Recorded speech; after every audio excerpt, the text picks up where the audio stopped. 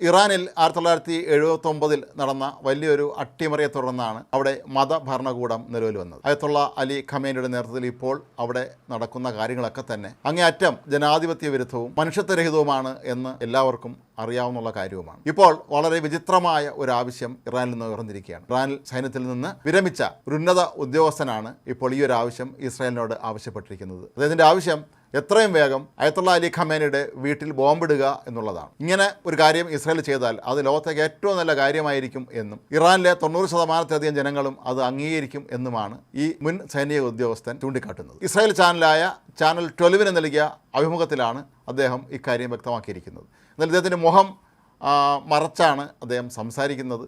മാത്രമല്ല ശരിയായ പേര് അദ്ദേഹം മറച്ചു വെച്ചിട്ടുമുണ്ട്. തൽക്കാലം അദ്ദേഹത്തിൻ്റെ പേര് അരാഷ് എന്ന് വിളിക്കാം എന്നാണ് സ്ക്രീനിൽ പ്രത്യക്ഷപ്പെടുന്ന മനുഷ്യൻ പറയുന്നത്. ഇതിലൂടെ പല പ്രധാനപ്പെട്ട വെളിപ്പെടുത്തലുകളും അരാഷ് എന്ന ഈ മുൻ സൈനിക ഓഫീസർ നടത്തുന്നുണ്ട്. താൻ തന്നെ സൈന്യത്തിൽ നിന്ന് വിരമിക്കേണ്ടി വന്ന അവസ്ഥയെക്കുറിച്ചും അദ്ദേഹം പറയുന്നുണ്ട്. ഹമാസ് തീവ്രവാദികൾക്ക് പരിശീലനം നൽകണമെന്ന് ആവശ്യപ്പെട്ടപ്പോഴാണ് തനിക്ക് ഈ ജോലിയിൽ നിന്ന് രാജിവെക്കേണ്ടി വന്നത് എന്നാണ് അദ്ദേഹം പറയുന്നത്. ഒരു കാരണവശാലും ഹമാസ് തീവ്രവാദികളെ പരിശീലിപ്പിക്കാൻ താൻ തയ്യാറല്ല എന്ന് ഇദ്ദേഹം സൈനിക മേധാവികളോട് വെളിപ്പെടുത്തിയിരുന്നു എന്നും അതിൻ്റെ അടിസ്ഥാനത്തിൽ അങ്ങനെയാണെങ്കിൽ ഇപ്പോൾ തന്നെ ജോലി രാജിവെക്കണം എന്നുമാണ് ഇതിന്റെ മുതിർന്ന ഉദ്യോഗസ്ഥന്മാർ ആവശ്യപ്പെട്ടത്. അങ്ങനെയാണ് താൻ സൈന്യത്തിൽ നിന്ന് പിരിഞ്ഞത് എന്നാണ് അരാഷ് പറയുന്നത്. അരാഷ് ചൂണ്ടിക്കാട്ടുന്ന നിരവധി കാര്യങ്ങളുണ്ട്.